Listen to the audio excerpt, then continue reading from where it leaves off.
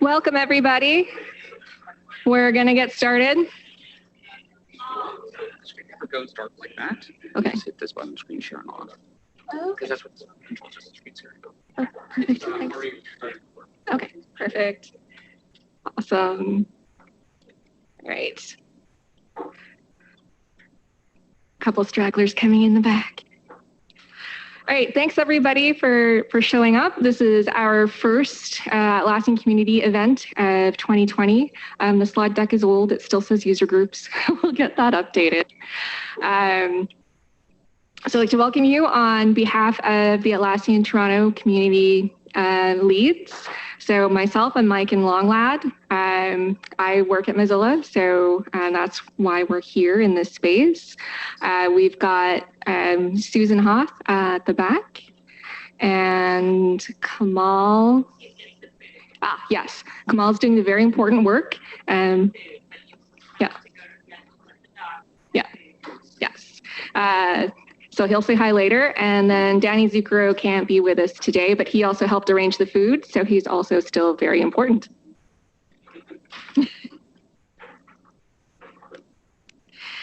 So we've got some fun news for the Atlassian community.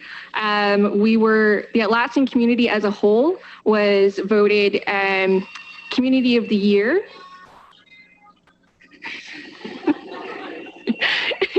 That was great. Is that you, Craig? Are you sure? Okay. We were voted Community of the Year at the CMX Community Industry Awards. It's a new award, new set of awards. This was the first round done by CMX. They are community. They invest in professional community builders, so they have events and online resources as well.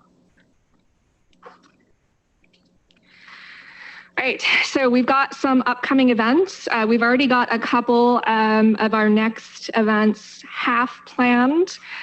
So we're looking February 26th here. It might change the 27th, so watch for when that event goes up to be sure. And that's going to be on chat ops and also chat integrations in the Atlassian ecosystem. And then in March, we're still pinning down the date. We've got someone from Atlassian to give a presentation on what's new in Confluence Cloud. So if you were here for the what's new in Jira Software Cloud, it's going to be similar to that. Got some inside information a little bit ahead of time, what's new, what you can look forward to, and be able to ask questions. And then, of course, coming up at the end of March, there's Summit in Vegas. Woohoo! I didn't get to go last time, but I'm going this time. So if you haven't booked, if you're interested in going, it's definitely a great event. You get to learn a lot yourself. You get to meet a lot of vendors. It's really good for kind of understanding the Atlassian culture and how the whole Atlassian ecosystem can fit into your organization and maybe in ways you weren't thinking of before. So highly recommend if you haven't signed up yet. All right, so today we like to welcome our guest speakers from K15t and ALM Works. They're doing a tour of Atlassian community events, and so we're very happy to be a stop on the tour. We're going to have two presentations, one on driving Confluence adoption, and Matt's going to present that, and we're going to have Scaling Agile with Jira from Phil. Anything else I should cover, Susan? Yes. Oh, right. And I forgot to thank you guys. Thank you. Of course, they're also, not only are they presenting, they're also helping to sponsor the event along with Atlassian. So very much thanks to them, or this event wouldn't be possible.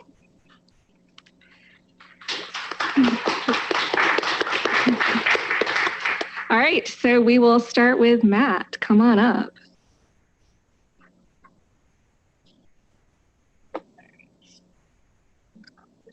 Off. And then when you're ready, it's the share on off button. Okay. All right. So I'm I'm living in the Finger Lakes region in New York. So this is actually the closest Atlassian community event for me. I've been dying to get over here. There's just this really big lake between us, which makes that difficult. All right. And my Mac is Keynote is crashing, which is cool.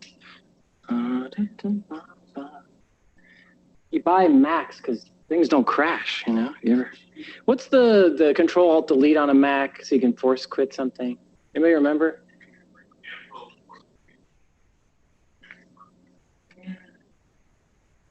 Command right click. Oh, geez, this is bad. Remember that escape key that they didn't deem necessary?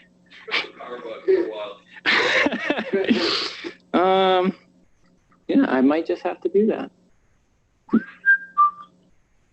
All right, joke, Philly, remember those jokes you had prepared? None of them were funny, though. So who here has been to Rochester, New York? Anyone? All right. You may see a skeleton of a building that belonged to a small corporation called Kodak. They were big once. They developed this thing called the digital camera and decided, nah, there's no future in that. And, that kind of is the story of Rochester. We're the home to the garbage plate, which is almost as it's described. Anyone had a garbage plate before? Okay, for those of you who haven't, if you've experienced indigestion, you've, had half of it right there. Really beautiful culinary experience. I welcome you to join us. Maybe stop in Buffalo for the chicken wing on the way. Really a full upstate New York tour. Phil's from Boston, but originally, where would you say you're from, Phil? Holland. Holland. Okay. All right. The developed world on the other side of the ocean. Yeah, just outside of us. I've had the misfortune of marrying an American. The good fortune, I guess. I love her, but we moved here right after the election, and not to get political, but things were a lot less appealing all of a sudden. That's that little transition. But so far, I haven't been rounded up by ICE, so things are good. All right. Welcome to Team Up Tour. Why did we call this Team Up Tour? Well, because I'm Matt, I'm from K15t, and Phil, who is from ALM Works. We have a lot of experiences with teams, small teams, big teams, and we wanted to kind of join forces and do this user group tour across North America. We actually just did this in the fall in Europe, which was really awesome, and we decided to bring it to North America as well. So I didn't have enough room in my suitcase to bring stuff for everyone, but I still want to give everybody something. So I'm going to pass out some cards while Phil's talking with this URL, or you can go there right now. And if you sign up for our newsletters, you can get a fabulous shirt to kind of remember the good times or the bad times, depending on how the talks go. So, go grab your shirt. Thanks for being here tonight. So Team Up Tour, right? Teams. We both are part of companies that have started as very small teams, right? And in the nature of a small team, it's really great. You're all very close to one another, and you're sharing information very organically. You often don't need a stand-up meeting because you're all standing up next to each other all day long. Information flows. It's very easy to coordinate on efforts between people, but things tend to change when your organization expands, right? You now have, multiple departments, right, and multiple teams within those departments. But you find that the same things need to happen. We still need to share information. We still need to coordinate on projects and efforts and things to drive the company forward. And so, the challenge is, how do we do that, right? How do we still make sure that kind of coordination is actually happening? So as an example, at my company, K15t, we really love Agile. We have a bunch of self-managed Agile teams. We don't have any managers within our company. So instead, each team kind of owns a product or an area of focus, and we manage that all in Jira, which is awesome, right? We do our sprints and our daily daily sprints and retrospectives and whatnot, and collaborate there, which is really, really excellent. But then that becomes challenging when two teams have to work on something maybe for two different products to integrate with each other. And pure Agile doesn't necessarily have a great formula for that. It's more about just how to get things done. And so to help kind of cover this idea of how to bring multiple teams together and work on something together, Phil is going to talk a little bit about how to scale Agile across your organization, and different methods for doing that, different tools you can use, and so on. But I'm not the Jira pro, right? I'm from K15t. We make Confluence apps. So I figured I should, talk about Confluence since I'm up here. So we really care at K15t about information sharing. And, oh, cool. Information sharing. So not just between team members, right? That's fairly easy to do, but how do we share information between teams, between departments, between companies even, right? That's like the sweet spot for us. And so, we try to ask ourselves, like, what is the tool that companies are using for this, right? And how are they creating content? How are they collaborating, right? And there's a really, really good tool for this. Like if you're sitting here, you probably know what I'm going to say, right? Email. Email is the killer app for collaborating on content together, right? Really simple. You write your content, you add 50 people, and you send it out, and you see what happens, right? You build that content right in your inbox. It doesn't work that well, right? It starts all well and good, and then all of a sudden the thread just explodes, and people have been added, and they don't even know, like, what part are you referencing? Why are you bringing me in here? And you may be like myself, where you're sort of looking for that unsubscribe button that is not in email clients for some reason, right? And you wouldn't be alone. There are a lot of people looking to do just that. And there's a lot of information out there of like how to escape the tire fire that you've been brought into. And I'm not hating on email, right? Email is such a beautiful technology. It will last for years to come. It's done us well in a lot of ways, but it's just not built for collaborating on content, right? So there is a tool for it though, right? And it's coming to mind, right? Word. Obviously it's Word, right? Word is this incredible app. You bring it up, it's this white column where you just pour in beautiful text and you format it, and then you can collaborate, right? You put that in an email, right? So people can open it and really view it beautifully and send that file back and forth, right? Perfect collaboration tool, right? And you can version it, right? So like we start with our doc file, and then we make some changes, right? So we update the name, we got our version 2, perfect. But then I'm taking a look at it, I'm like, shoot, we didn't think about some stuff.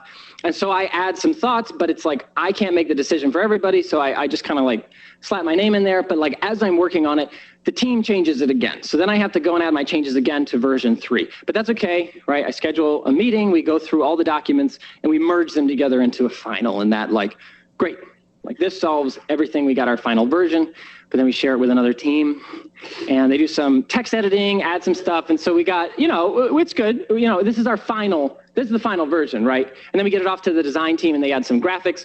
And so, they have their own process for versioning things, and it just goes on and on, right? And again, I'm not hating on Word. This was really brilliant in 1999, but we're in 2020, right? This just doesn't keep up with the pace at which we're trying to work.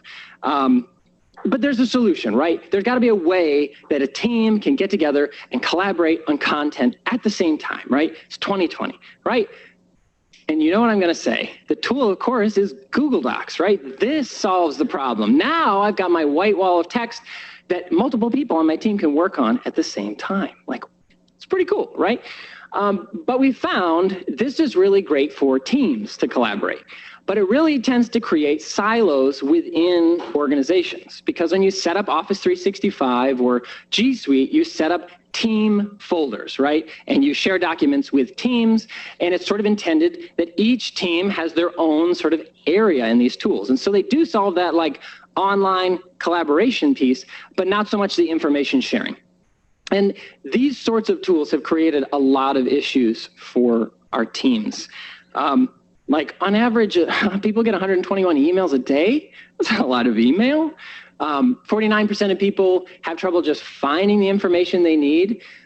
We spend 2.5 hours a day just searching for information. At least we're searching, which is good, but that's a lot of time. Like I could do a lot of great things with that time. And then 33% of people struggle just versioning their content, right? Slap final on the end of the document and send it away. Like that's the best I can do, right? And it's because these tools are built for a closed way of working, right? It's either I create the content or a few of us create the content, whereas Confluence, we believe, is built for an open way of working together, right? Content is a shared thing within our entire organization. And we think that's transformative for organizations. It's not just another tool. It can change everything. We think it's really, really great, right? Confluence is great. If you're in this group, potentially you feel the same way. I would guess I might be preaching to the choir, but you might also be thinking like, okay, so why are people still sending emails and why are they still using Word? What's wrong? Like I gave them the tool. Why are they not using it? And that's a little bit more of an art. It's not just you give them the tools and they will come. And in our experience with Confluence, we found there are some ways of using it, whether you're using cloud or server or data center, just ways that you can use it to encourage everyone in the company to adopt it, including your leadership, right? Helping them understand why it's beneficial. So I wanted to share some of those. The first thing is content.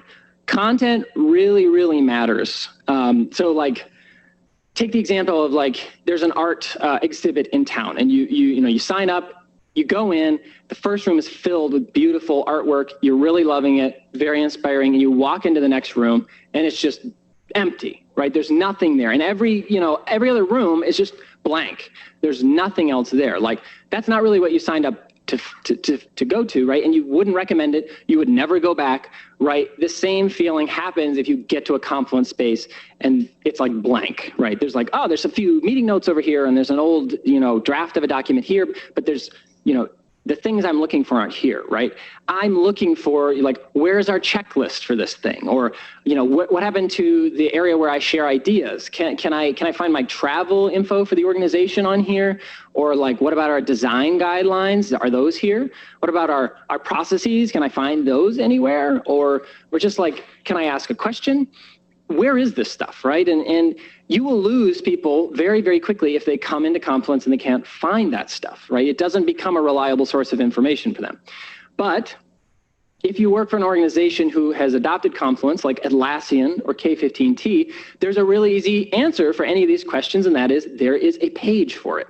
When I onboarded with K15t, I got a Trello board that linked off to Confluence pages. I did all of my onboarding, self-guided, all the information lives in Confluence. So I didn't have to ask somebody, hey, what's the process for this? Who do I talk to about this? Where do I find this? It's all in Confluence, well organized, easy to find. And some examples of some pages we have. Our main office is in Stuttgart, Germany. So we go to a place called Kulturwerk a couple afternoons each week. And so there's instructions on where to go and how do you order your food, right? Those sorts of things. We have our policy on if your kid's sick, how do you take time off for a sickness? Or how do you write a blog and pass that to our marketing team so that we can make it a public blog and share your ideas?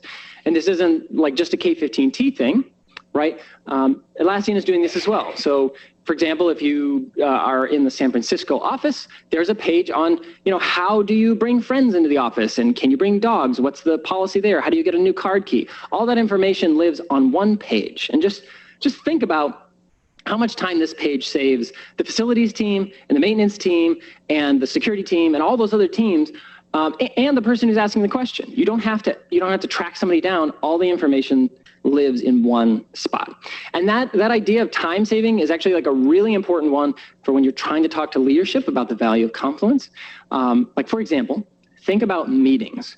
Meetings are deceptively easy to make, right? Say there's 4 of you colleagues and you're like, we'll just set up a quick 15-minute sync once a week. We'll just get on the same page about the status of this thing, right? 15 minutes, nothing, right? Well, remember, 15 minutes of time times 4 people is actually an hour of company time. Think of how much that costs the company. And then think about, right, you do this, the 4 of you get on the same page, and then you go back to your desk and someone's like, hey, what's the status on this? And then you spend more time updating that 5th person. And it's because you just spent 15 minutes getting 4 people in the organization on the same page. But I would suggest actually put it on a page. Like rather than creating it, or rather than just talking about it, create it in Confluence so that anyone in the entire organization can get on the same page at the same time, right? So you don't have people dropping in later to ask you, shoot, what is the status on this? A great example of this is one of our product teams has people working in different time zones. They're distributed. They have different schedules. And so they found a daily stand-up was not working well for them. So instead they moved to one big meeting at the beginning of the week, and then they restructured their team space to highlight, hey, here are the times where we're all together. And then they changed their team culture so they have conversations on Confluence pages. They don't have as much in-person time. And so changing up their space really helped them shift to this sort of page-first mentality. And it saved them a ton of time and headaches. So I'd encourage you, think about those status meetings that you own and how you can eliminate them and replace them with a page. Now, when you're trying to get people to come into Confluence, don't just say, put everything in there, right? Because people don't believe you. People have been burned by tools in the past. We all know that feeling. So instead, think about, recommend certain pieces of content at first. So things like meeting notes, very, very easy to make, very quickly made. Maybe no one will ever reference them again, but it's like, oh yeah, there's an editor and I saved it and it's there, like cool. Another good example would be like team goals. Maybe you make quarterly goals. You don't have to spend much time on those pages, but you start to see, hey, this is pretty easy to use. And then another sort of wave of content might be things like guidelines, team guidelines, or maybe your roadmap for the next 12 months, right? It's a little bit more time to create these, and you have to do some of that collaboration piece, and they're referenced a bit more. So you start to build this idea of like, hey, we can work together in here, and hey, this content stays around a long time. We can reference it later. And then the kind of final area of content is like once that trust, that momentum of trust is building, then bring in things like your employee handbook, right? Stuff that everybody's going to reference a lot, right? That and at that point you have this really crazy trust in the content in Confluence. So beside content, right? You don't just want a dumping ground for content. You want to create a living source of information. And the blog portion of Confluence is a great source for that. As an example, the co-founders of Atlassian still write internal blog posts, right? So in this example, they're introducing a new team member. He's going to be the director of mobile product, right? They kind of talk about who he knows in the company, who he's going to be working with. And you can see like people have highlighted content and they're making comments in there. So not only did they not waste everybody's time with an all hands meeting, but they've also like there's bidirectional communication and there's more information being added to this content as it lives. And again, we do this at K15t. So we updated our skill development framework, the HR team did. And so I could read about it. I can quickly get into that part of Confluence where I can, enhance my skills. And this is a great piece of content both today and in the future. The Scroll Documents team, when they first got started on that app, they were rapidly prototyping. So to bring in feedback from everybody in the company, they blogged about it every week with screenshots and said, hey, this is what we built last week. What do you think? Give us thoughts. And we really built that app in a very, very short amount of time. We find that blogs are really useful for a few reasons. First of all, they reach everybody. It doesn't matter where you stand. It doesn't matter when you come to work. Everyone in the organization has access to that update. They're also available at the right time. I remember being part of a team where half of us were in Pune, India, and we would make those team members stay up until 8 or 9 p.m. their time so they could join a meeting at a time that was convenient for me. Like that's rude, right? Instead, with a blog post, the information is available to me at 8 a.m. and it's available to them at 8 a.m., right? It's available when it's best for them. And then finally, it's a full conversation, right? With feedback, with commenting, you can have a full feedback loop around that company news. And when it comes to blogs, right, you may have heard, and we certainly have, some reasons that people don't want to blog, right? Like I'm not a writer, right? I'll just do my 15-minute meeting because I can talk stuff good. Or, it takes a long time to write posts, right? So I'm just going to stick with the email because that can go out really fast, right? Or I'm just generally afraid to share stuff, either like personal stuff or even like how my team is doing because somebody might come down on me, right? If they interpret that wrong. And these are legitimate, right? And I'm not going to discount that. So a few tips that we found for sort of helping your team adopt blogging is if you're a leader, give them time, give them actual time. Don't let the excuse be, I can't share, I don't have enough time, right? That's a way of creating information silos. Show appreciation, use the like button, add comments, say thank you. This actually helps me in my role. This helps my team be successful. And then also eliminate fear. Like let people know this is not a marketing blog post. If you have typos, it doesn't matter, right? This is for the organization itself. So one of the ways that we've sort of built this culture up at K15t is when somebody starts, within their first week, they have to write a blog post about themselves. So this is mine, right? It's like, hey, I used to be a customer, and now I'm joining the team. I'm going to work remotely from Rochester. Here's pictures of me. It helped me introduce myself to my team. And then it also sort of introduces me to this world of like, hey, we can share anything, business related or not, right? However we choose. So like my coworker, Thomas Ruff, he's a real comedian, right? He shared that he got married, right? And shared some pictures. That was pretty cool. And again, they're doing this at Atlassian. So Atlassians get married and they share about it. Or they build sandboxes, right? And they share the cool design for the sandbox they built. So we talked with a customer in Germany who they wanted to get their company to adopt the blog.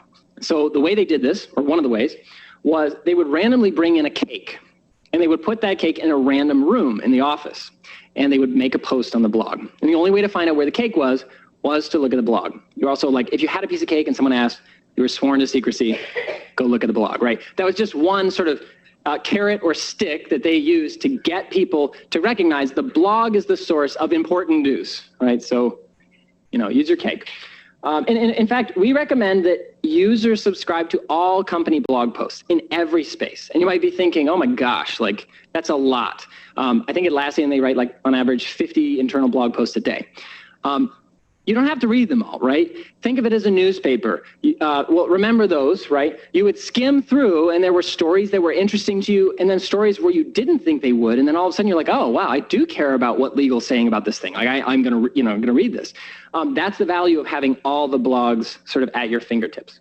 And as teams get started, maybe the blog thing isn't happening very fast, but the popular area in Confluence is a great place to point users because they can see not only the blog posts that are happening, but also other interactions that are happening in Confluence and begin to see, hey, this isn't just a static pit of information.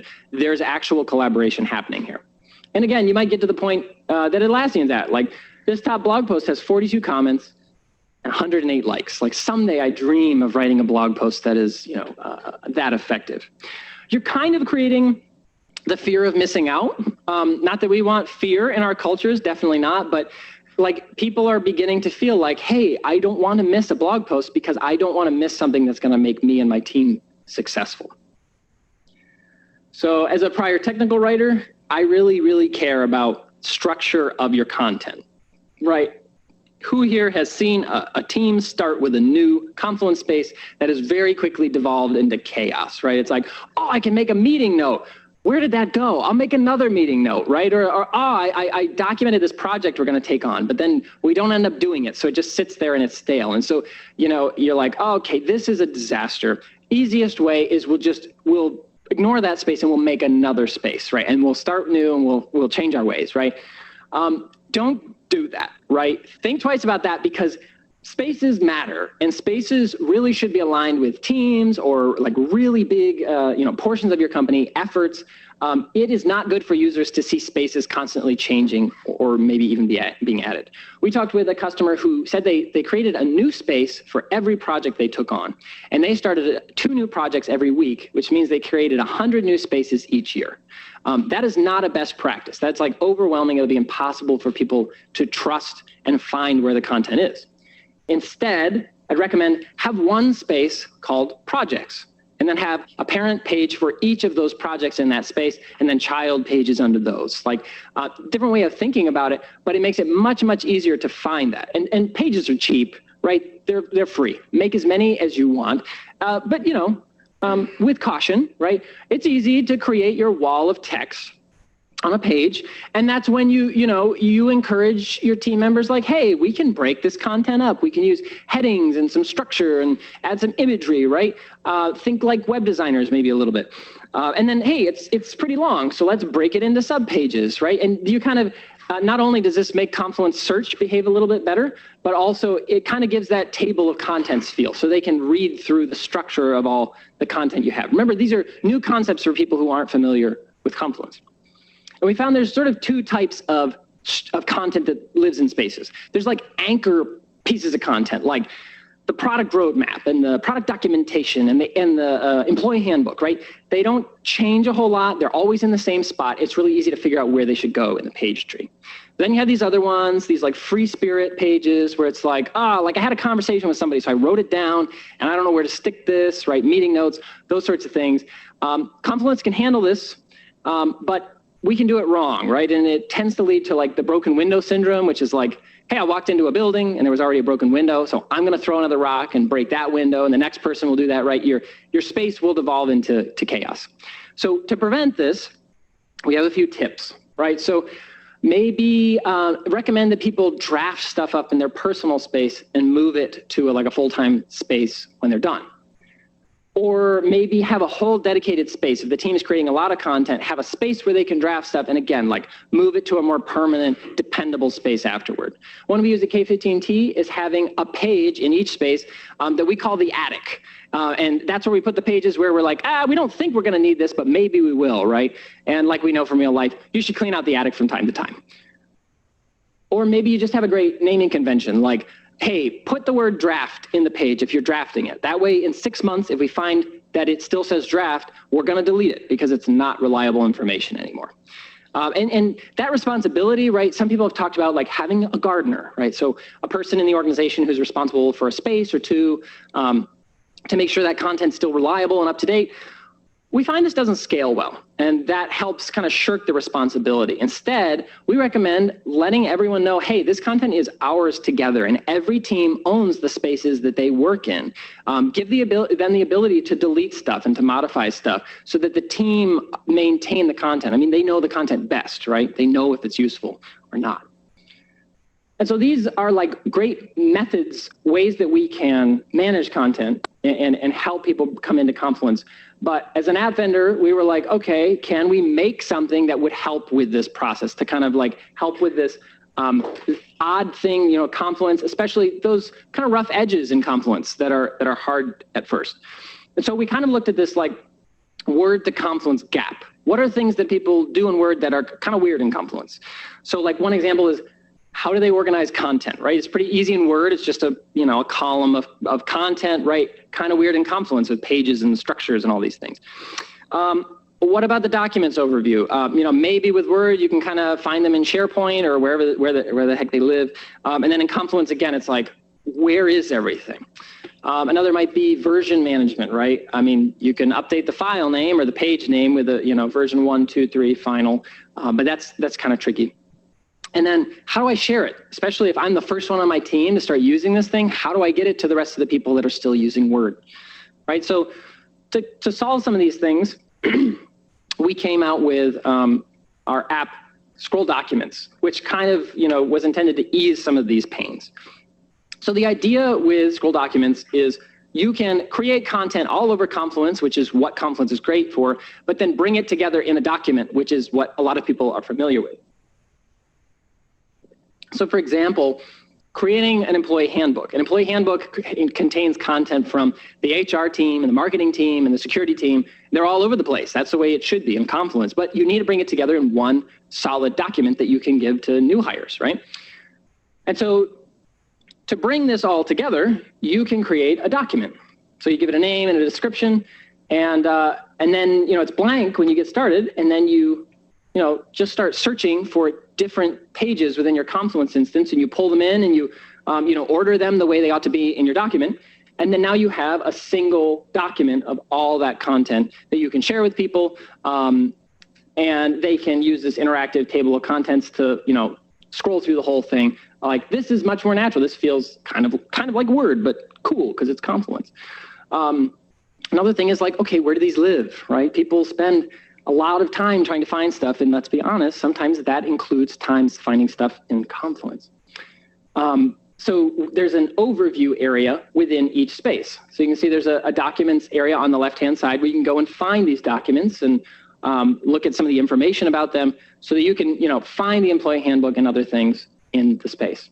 And then when it comes to versioning, the HR team, they're going to need to do this, right?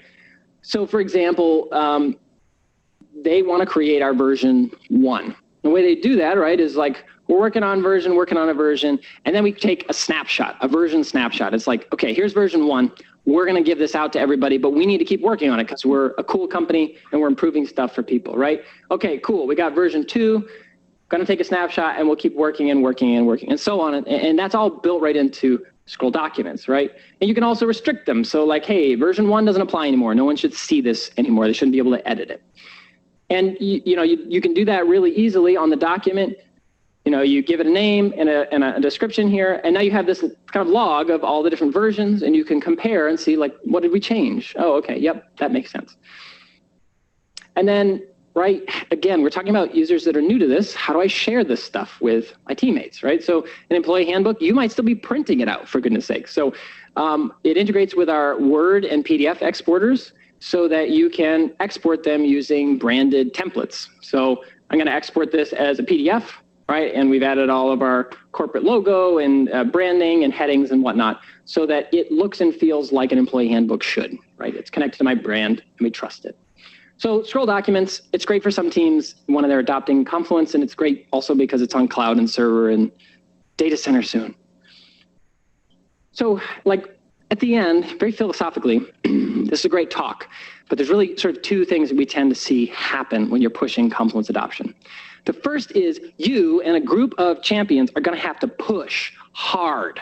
You're going to have to bring in the cake. You're going to have to say, no, don't email me about this anymore. Go into the page, add a comment, right? It takes a lot of work. It takes a lot of time. It takes a lot of investment. But it's worth it. It's worth it because what we tend to see is over time, with enough people pushing, gently pushing, influencing, that tends to switch to a pull effect, and people begin to trust, hey, this tool isn't going to burn me. I can go in here and find what I'm looking for. I can comment on this. I could potentially even add to this area, right? And over time, you see people going to Confluence for things. And that's really when we tend to see like, okay, adoption is really happening here, right? We can see activity in the popular tab. We can see people adding and collaborating and having conversations. That is not easy. This is a pep talk. This is just the beginning. So the struggle is real, but we have seen full organizations totally pivot and change the way they do everything just with the way people use this tool. So, lean on your other users in the group as you fight the good fight and, push Confluence adoption in your organization. So thank you. All right, so I'm gonna have my man Phil come up, and just a reminder, I'm gonna pass out cards with this URL. Go and get your T-shirt, because we'll remember the good times. So Phil. This is when the good times start? Yeah, this is when the real good times start. Yeah, I'm just the hype man. All right, observe the seamless transition between MacBooks, and hopefully my keynote doesn't crash. I'm actually going to start with an apology to anyone who watches the recording. I have a tendency to get excited about things, and I might move away from the microphone. I will try not to, but make no guarantees. Is everybody cool where we are? Do we want 5 minutes to kind of digest and get another beer or two? Food's getting cold. They look like cookies and salad, so I don't know if it's getting cold, but all right, then since nobody seems to demanding beer or salad, I'm just going to dive right in. So as Matt already mentioned, my name's Phil. I'm going to be talking about Scaling Agile, in particular, Scaling Agile with Jira. And I hope to convey some of the common challenges that you're going to run into when you're doing this, and with some luck, hopefully give you some potential solutions that can help you with figuring out what the best option is, because there are not going to be any cut and dry, like this is the right answer. You're going to have to make a conscious decision which direction we're going to go in, and there are trade-offs associated with that. So no silver bullets, I'm afraid. That being said, this is the quick agenda. I'm going to go through why someone would want to scale Agile, then what are the options available to you, and I'm going to breeze through that. And then I'm just going to quickly go through some of these examples of what the problems are, and then some potential solutions. And so the fair disclaimer, I guess, would be that I work for ALM Works. We make the product called Structure. So the examples I give you will be based on Structure, but there's no reason that you can't use any other PPM tools like Big Picture or Portfolio if you're exceedingly brave, and do the same things, right? A lot of it is based on how you set up your Jira, and I can just visualize it a little bit better with Structure. So that having been said, let's start with why someone would want to scale Agile. So the easiest, and I'm there. All right. So I used to have a remote that didn't work. No. All right. I'm gonna do this the old-fashioned way. So scaling Agile is basically a success problem that we had when teams were really, really good with Agile. People were faster to market. We had better quality that was built in. We could respond to client needs faster with Agile teams, and teams were generally happier, right? They could respond to changes much faster than they could if they had to convey everything up the flagpole, wait for a decision to be made at the top, and then wait for everything to kind of percolate down. So Agile was great for teams. And like I said, it builds on those lean principles and, the Agile manifesto. And so it was very value driven. It propagated system thinking over just processes for the sake of processes. And it worked really, really well. So what that means, though, is now people want to apply that to not just one team, but multiple teams. And ideally a team of teams, and then several teams, and then, turtles all the way up. And what's tricky here is the fact that certain things work at small scale, but they don't always work at larger scale for that exact same reason, right? I mean, you can communicate much quicker with your team if you're sitting next to them, or if there's only 5 of you that you have to keep track of. If all of a sudden there's 500 people that are dependent on what you're working on, well, you need to figure out a way to keep everybody up to date, figure out processes that enable you to do these things. And so you have to come up with somewhat more creative solutions. So the 2 ways you can scale Agile, or there are a number of them, but I'm going to cover the 2 extremes of it. You've got SAVE, you've got LESS, you've got, I don't know what it says, DA, but it's most people call it DAD, Disciplined Agile Delivery. These are a number of methodologies available. They're kind of suggested ways to start to think about scaling Agile in your organization. So the first thing you want to ask yourself is not which one is most popular, but where am I starting from, right? This is going to be a journey, and the best way to start any journey, and especially if you remember how these things worked when you had to do an actual map as opposed to Google Maps or anything like that, is you got to know where you're starting from, right? So you need to basically understand how your teams are set up right now. What kind of projects are you going to do? Are you going to do multiple teams at the same time that work on the same thing? Or are they going to work on several things that are then dependent on several other things? And what is the actual state of every team's agility, right? If one team says they're agile, does that actually mean they're working in an agile fashion, or is that just they have one weekly stand-up and that means they're agile, right? And it also is important to understand how much buy-in you have from executives or leadership, and does this transformation need to come from the top down, or are you going to start from the bottom up, right? Are you going to basically start with the teams, get them on board, get a few teams of teams, and then work your way up? Or is basically management going to come in with the carrot or the stick and basically say, right now we're doing it this way, and God help you if you don't. So these are things to keep in mind as you make these decisions. And you're going to start on your journey and then realize that you forgot some of the answers, or you need a more specific answer to it, or you need to basically make a trade-off. So we're going to come back to these in a minute. But so the most popular version right now is called SAFe, Scaled Agile Framework. It is basically the most popular. It's everywhere. It's got consultants that you can find, and there's a lot of documentation about it. There's white papers, there's success stories, but it is probably the least agile thing I've ever seen in my life. It is super process oriented, and there are organizations that need that, right? There are definitely organizations that need a process for everything, especially if you're in like a tightly regulated environment. Then this makes sense, right? You can't have everybody just letting teams make their own decisions. That, you know, in pharmaceuticals, that doesn't work very well. So what SAFe does really well is it provides you the whole framework. It gives you everything you need. It works top down, and you're going to be working across value streams and these results. And as I mentioned, there's consultants everywhere. You can't basically swing a, you know, whatever animal you want to use in the metaphor and find an SPC. I'm an SPC, so anyway, so that's kind of one extreme end of it, right? It gives you everything you could possibly need and then some.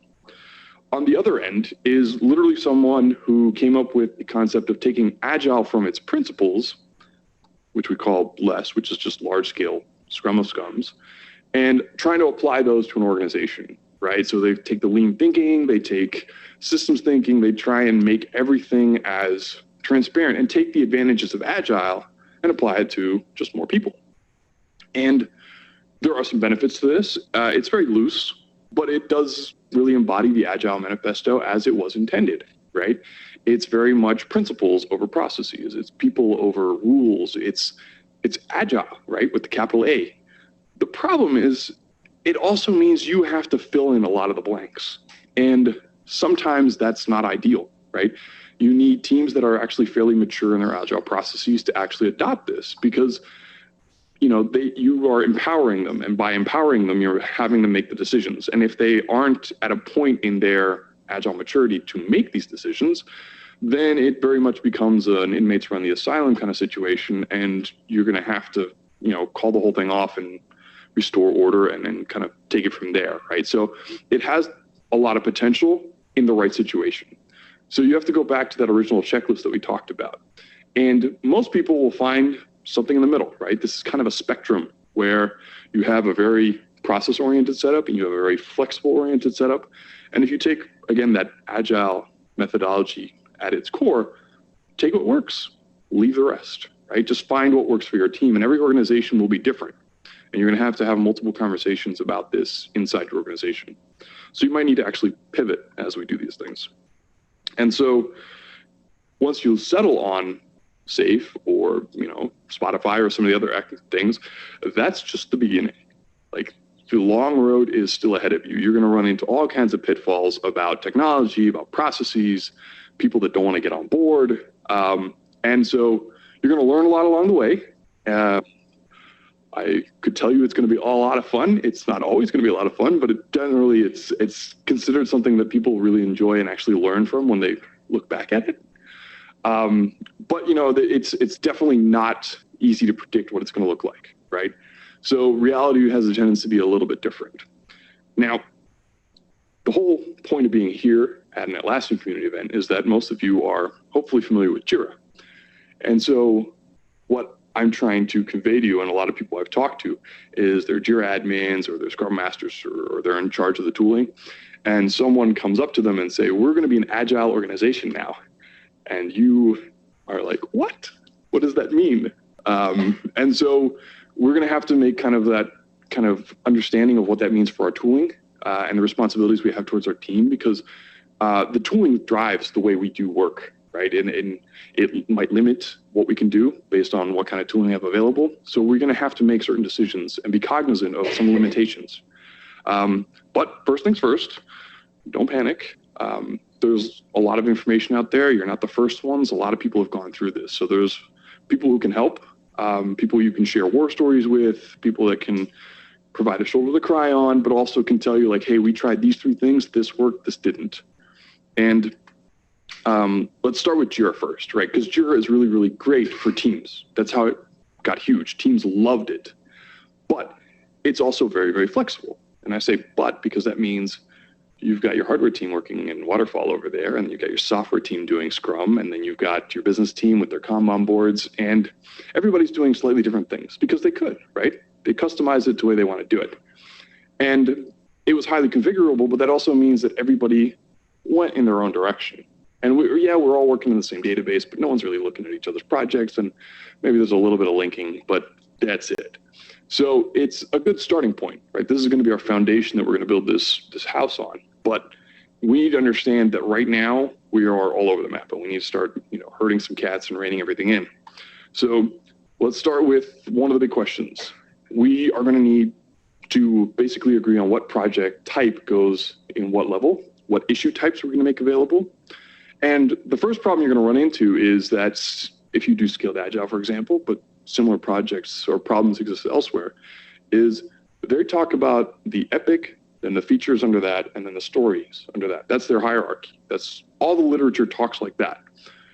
Atlassian, because the epic story relationship is very special to them, they suggest you ignore that and you have what's called an initiative at the top, and then you have the epic and then the stories. So you need to make a decision that seems simple and trivial at face value about which of the two hierarchies we're going to do, right? Are we going to initially transition a few teams? So then it might make sense to keep the epics the way they were. But that means everybody who looks up something or goes to a training is going to be talking about epics, but we have to talk about initiatives.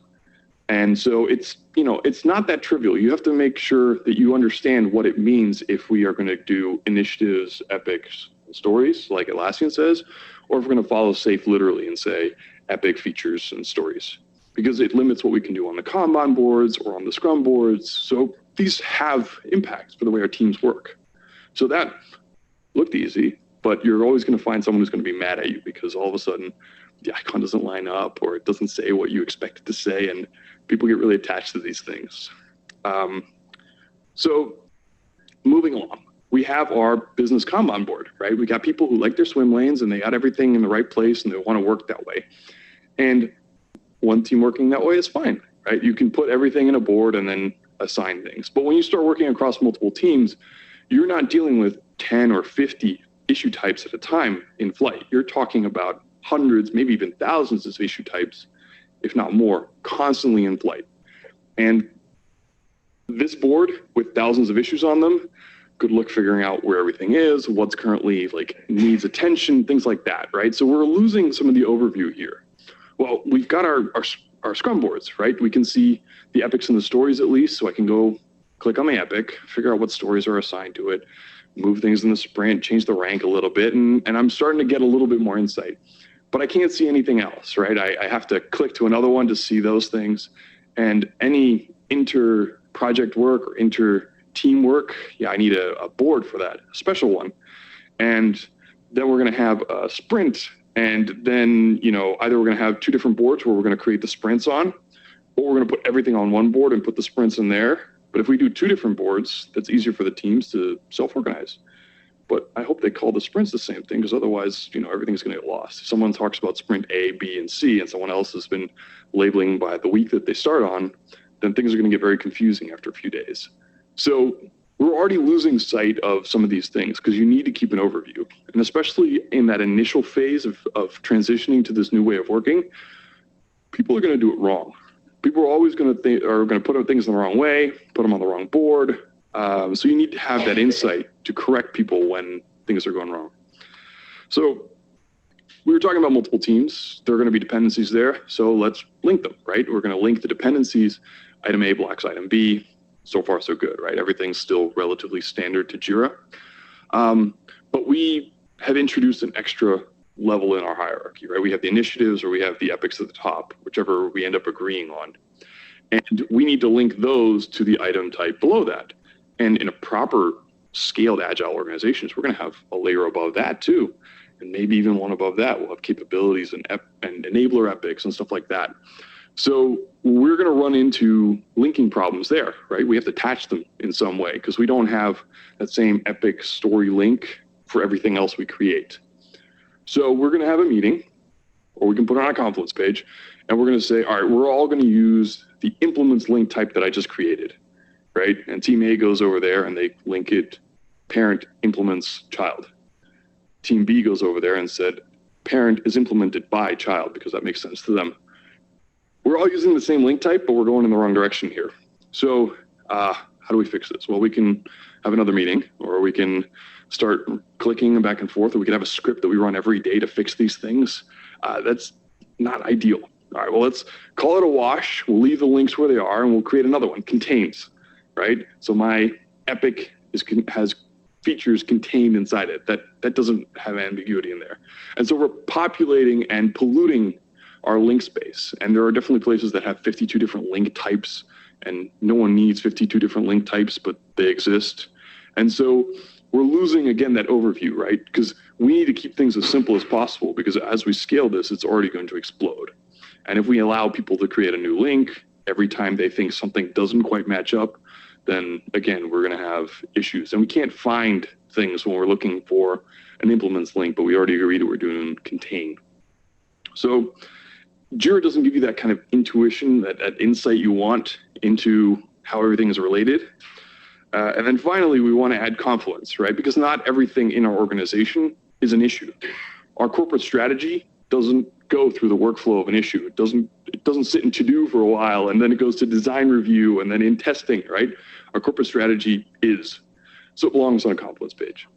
We have requirements documents. We have ISO, standards that we have to live up to. We have, all kinds of things that belong in Confluence. So they belong there. But there is a relationship to our issues, right? So we're going to link the pages that way. And hopefully we can do this in a way that makes sense so that people can look it up and they can find that information that they need, right? The requirements attached to this sprint's deliverable, great, we need those. The requirements attached to whatever it is we're working on right now, right? The regulation that we need to abide by, the checks that need to happen, all that stuff, all in the same place. So we've run into some limitations, but one of the great things about Jira and Atlassian is its ecosystem, right? We can actually leverage the tooling that's available to solve some of these problems. So you have Portfolio for Jira, which is Atlassian's attempt at a PPM tool. We have Big Picture, which is kind of the mature market leader right now, and we make Structure. And these all kind of come at the same problem from a slightly different angle, but you can use all of these to kind of go through these and fix things. You could use Jira Align if you can afford that. I mean, I don't know if anyone's looked at the price tag for that, but it's more than I make. And there are other tools out there as well that, you can use to kind of fix any of the small problems, right? There's a tool that converts all the epics into features, which is really useful if that's the decision you went by, right? So you don't have to go into the configurations and manually change every XML file that says epic to feature. But so these are some options that can help us fix some of these problems that we're going to run into, right? We got to leverage the tooling to save us headaches and problems. So let me walk through some of the examples that we've seen with Structure. Like I said, it's not just Structure. You can do this with Portfolio and with Big Picture as well. But just to give you an idea of what's out there and what can help you. So before we start, the obligatory what is Structure? If everybody here knows what it is, I'll skip these slides. Who doesn't know what Structure is? All right, it's at least one person. So Structure is an add-on, and all it does is it allows you to build a hierarchy of the issues. It follows those issue links that we talked about earlier, and you can say the parent is linked by this link, and then everything under that is a child. And you can do this a few times over, and you can create a nice hierarchy about how things relate to one another. And the goal is to get more insight into how things are connected to one another. So the way this visually works is this is a structure board, and you add a rule. So just like a filter on a board, you go and you say, I want all of my theme issue types. You click apply. It adds the rule at the top, and all the issues get added in the bottom. And then you can add other rules as well. So I can say I want them sorted by rank, and then when I drag and drop an item, it updates the sorted by rank. I can extend by an issue type, in this case, implements. Parents is implemented by its children, and it will track all of these links automatically because it queries the database, and it will build up the hierarchy that way. And you can see how you can roll up information and progress, stuff like that. And it's just an easy way to just get that information at a glance, right? You can see progress. So if there's an epic that doesn't have the same progress as you're expecting, go in, open up the children and figure out what's going on, right? You know who to talk to. And it'll save you a lot of time because this all lets you do everything in one place, right? And whether you're using portfolio or big picture, it doesn't really matter. It's about having all this information in one place, edit them in line, figure out where things are going, and then, add some queries to it to look at things. Like if something's not yet in progress, but the due date's tomorrow, that's a problem. So you can have a flag for that. And the whole point actually is the fact that we use Jira as our base database, as our source of truth. And any tool anyone else in the team uses will update for the other people, right? So if I create a story and I link it to an epic, my structure will update, my portfolio plan will update, my big picture will update. And so people can work in their own tools, whether it's their board, it's their add-on, and we're all working on the same issue set, the same source of data. And that's where that Jira is so powerful, because we're all working off that same database.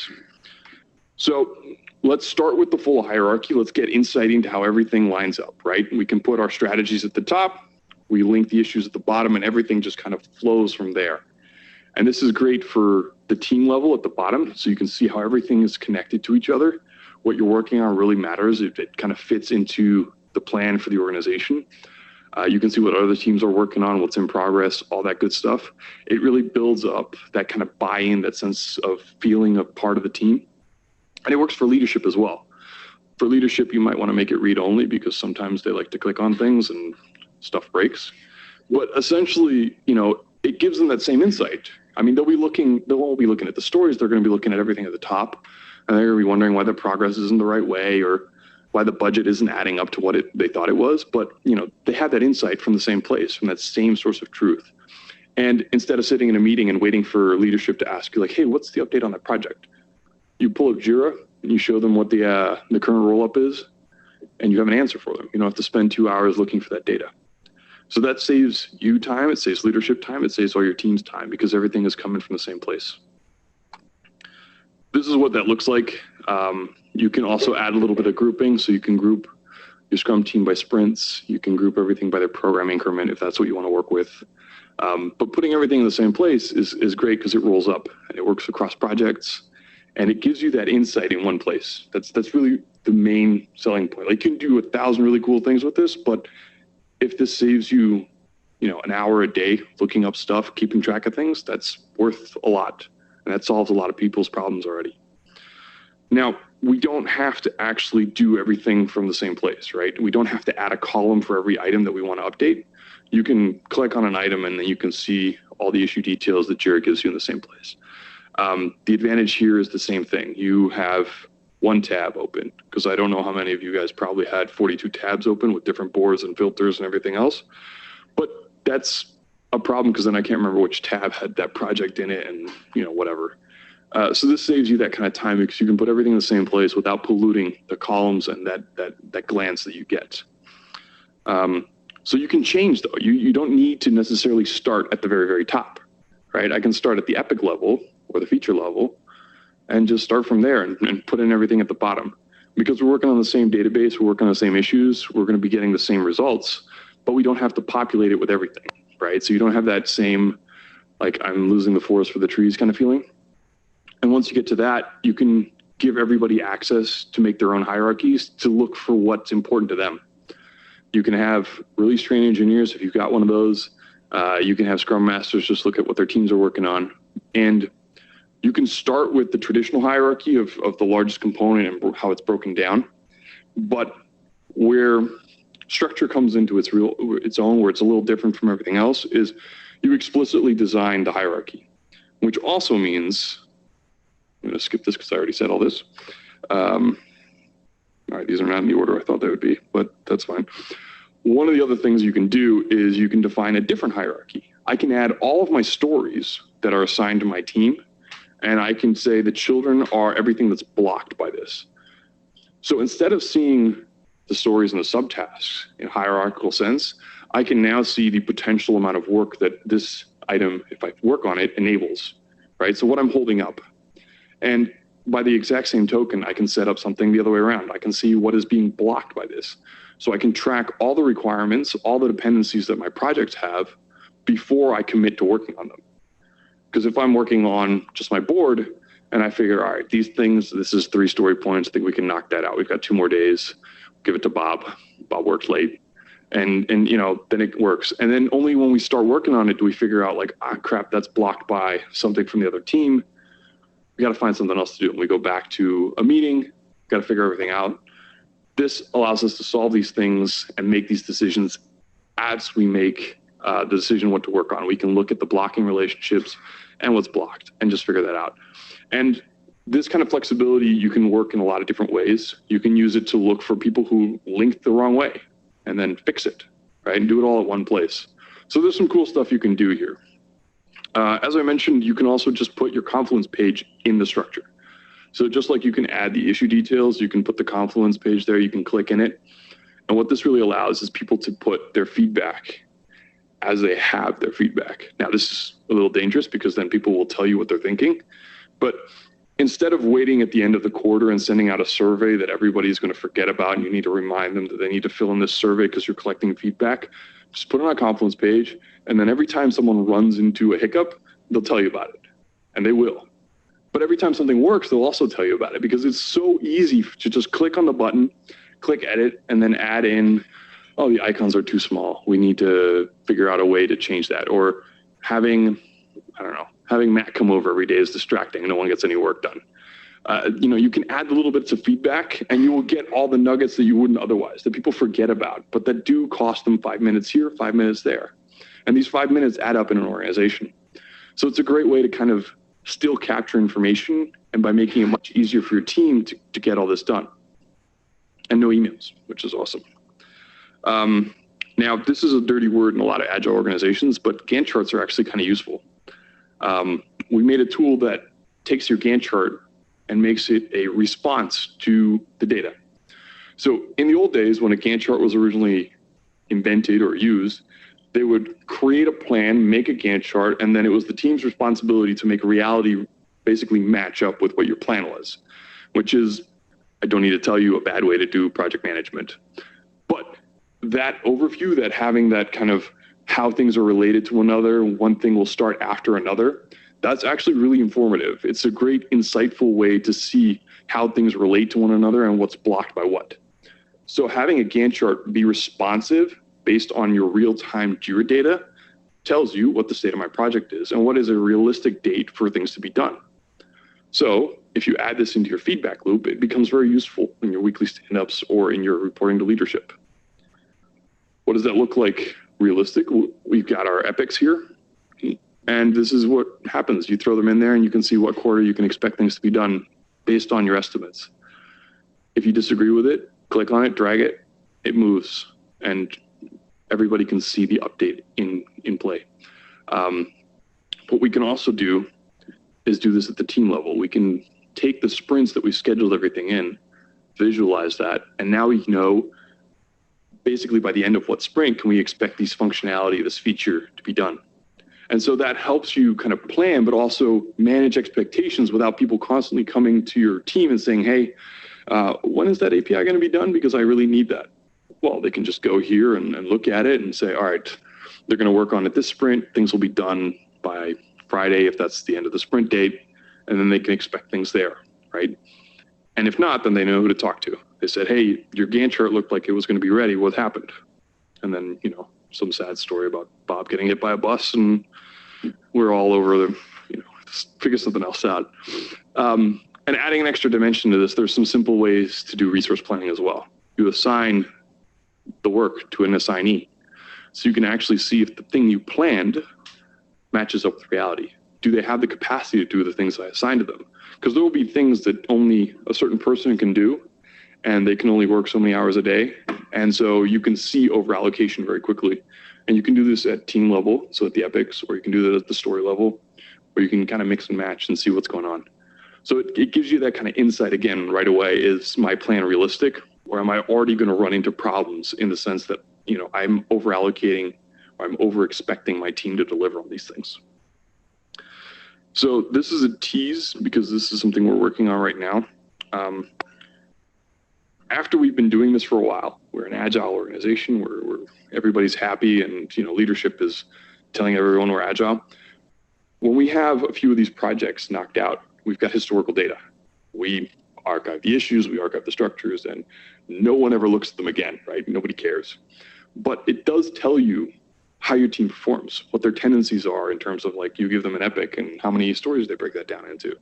How do they estimate stories, right? Do they work between 1 and 12? Is that kind of roughly what they do? Or do they go 1 to 20?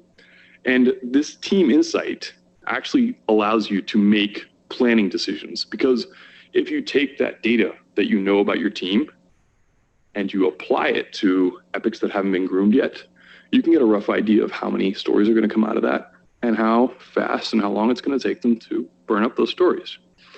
And the really cool thing about this is it works basically out into the future. You can do this on a current project in flight, and you get something like this. The orange line, if you can see that, is today. And, well, it's not really today, but it's today when I took the screenshot. It tells you basically where we are. And you can see that this is a very agile process. We're doing just-in-time grooming. There's only a little bit of WIP. There's only some work in progress. There's only some to-do lists. And at one point, we're basically going to estimate what the total breakdown is of the epics that are there. We break them down. We add them all to the to-do pile. And then each team takes what's assigned to them and burns up, and we can get expected dates for when they finish. And you can tell from the column on the right how accurate we feel we are based on past data. Now, the goal isn't to predict the future here. No one can do that, and neither can we. But this gives you kind of a feeling of like, all right, based on past data, this is what it looks like.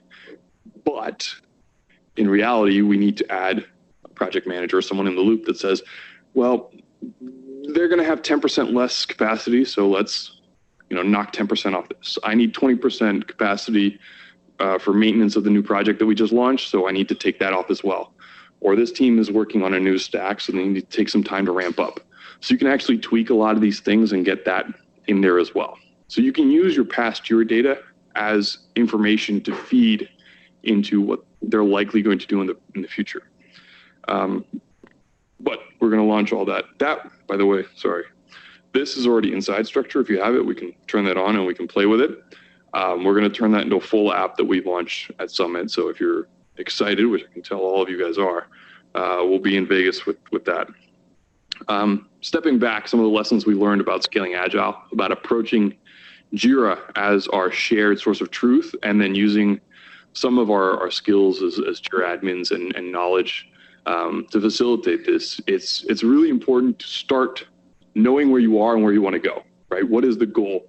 It's the goal to be the first to market, come hell or high water. Doesn't matter how buggy our MVP is, we just got to be first. That's critical in our industry. Or is, basically quality the important thing, right? If you're in pharma, it's important that your thing not kill people. But if you're making some sort of SaaS app, then it's important to be first because, well, we all know what Salesforce did. And so it's important to realize, A, where you are and where you're going. And then, and then start small, right? The whole point isn't to just say, all right, this is where I want you guys to be, so we're going to do this from day one. You got to take small steps. You got to nudge your team in that direction. Tweak a few things. Like start with the team and get them to work in a slightly different way. Put everybody with the same linking convention. Start with that and monitor things. And you will have to put less and less time into this monitoring as people get used to it. But the whole point is to course correct slowly. You're basically driving a super tanker. You're not going to make a U-turn, but you can slowly change where you're going and get to somewhere where you want to be. And you have tools out there that can help you. It's important that you evaluate them, that you understand that they do the things that you need them to do. And what's really, really key is you can do the things you need them to do. Because I can do some really cool stuff with structure, but that's because I work with it full time. If I cannot convey this to you, the product's not very helpful. So it's important that it can do what it needs to do with you at the helm, right? So evaluate it, try it out, talk to them, see if there is, if it's tempo, if it's script runner, see if you have that line of communication with the owners and the developers so that you can actually get out of it what you need to. Because it's not just a tool you need to support, you need to build up, and you need to get to that point. If you're doing safe, it's easy. If you're doing something else, it's going to be trickier. But leverage the fact that a lot of other people have done this before, right? Get the consultants in there because it will save you a lot of time. Get the experts in there. Atlassian consultants help as well. They can help you tweak the tools and make the right decisions. They will likely have done something in the past that you can kind of leverage. And invest in the training, invest in your people, because the goal is to enable them to make the decisions. The more information they have and the better tools at their disposal, both mental and practical tools, the better they're going to have that. And like I said, support them. And it's really important to have a good idea and a realistic expectation that this is going to take a little bit of time, but measure things and you can actually see how far you've come and where your goals are. And then you can already take pride in like, all right, we're going to be 5% faster. We're releasing 3 more builds per quarter than we were before. Whatever metric is important to you, if you're measuring it now, you can measure it during this process. And hopefully you can see the results sooner, lean into the things that are working, pivot out of the things that aren't. That brings me to the dreaded Q&A. So we'll take questions for both Matt and I at the same time. So if you have any questions for him or me, we're going to pass the microphone around, or is it just kind of hands? All right. Anybody? You set it up well by saying it's dreaded. I meant for me, but, you know. Oh, all right. Because we're on camera. Ask Phil questions. Why do you... Ladies first. Yes. So both for... So the question was, is the Gantt add-on a separate app? And both in the case of Big Picture, but also in the case of Structure, it's a separate add-on. Yeah, we have the core product Structure, and we've got a bunch of extensions for it, and Gantt is one of them. The ability to visualize all the Confluence pages is another add-on that you'd have to get. Yeah.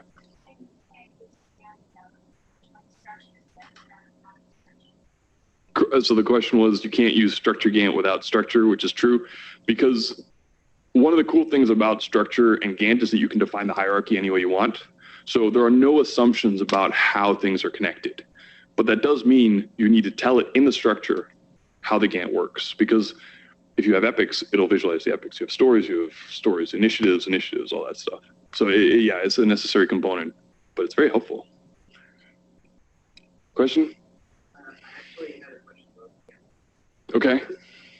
the second why do you hate Bob? Why do I hate Bob? Working late by the bus. Well, I wasn't driving the bus, so let's start there. I don't know. This is just, you need to have kind of a punching bag, and it helps to have an imaginary Bob in that case.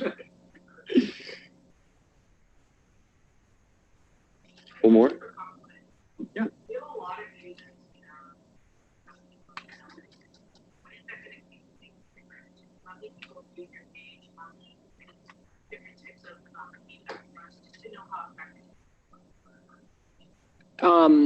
So the question's on Confluence Analytics. Are you using cloud, server, data center? Data center? So I would recommend our good friends from what used to be Good Software. They wrote an app called Analytics for Confluence, which is a really powerful and really easy to use tool internally. There are also apps out there where you can, if you have like a publicly accessible space, like my team makes Scroll Viewport, you can integrate with Google Analytics. So you can get some, really powerful stuff there. So like internally, especially on data center and cloud, you can use, it now belongs to Atlassian. So I would say Analytics for Confluence. There's others out there. I'm sure people could recommend others. View Tracker. Okay. All right. But yeah, good question. Yeah. Are my pages effective or not? Yeah, no.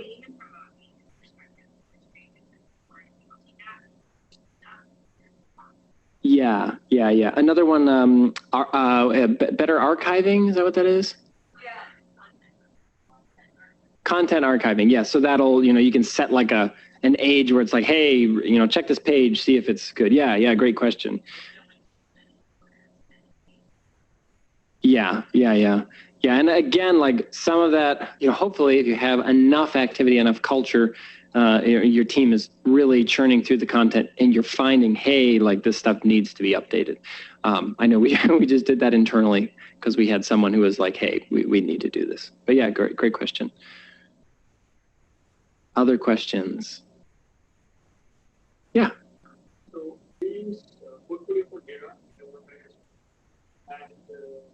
be difficult to have better reporting. So we have to go to the sprint, burndown chart, and epic burndown chart. We don't have anything to track something, say, feature burndown chart, or even for dependency. So what's your suggestion to this gap? So the question was basically they were using Portfolio and they ran into the problem that everybody using Portfolio kind of runs into, that you can get your feature burned down and you can see epics, but what else is in there and what else can you see? So structure can do a lot of that. If you build the right hierarchy, you can create a formula that will even pull a burn down per row. It might not be exactly what you want. And then with the what's it called? The predicted CFD, you can actually add burn downs to that as well. So you can basically define the hierarchy and what level you want to see the burn down and the burn up. And then you can see other analytic or other numbers as well. So you have velocity, you have cycle time, things like that will pull up as well.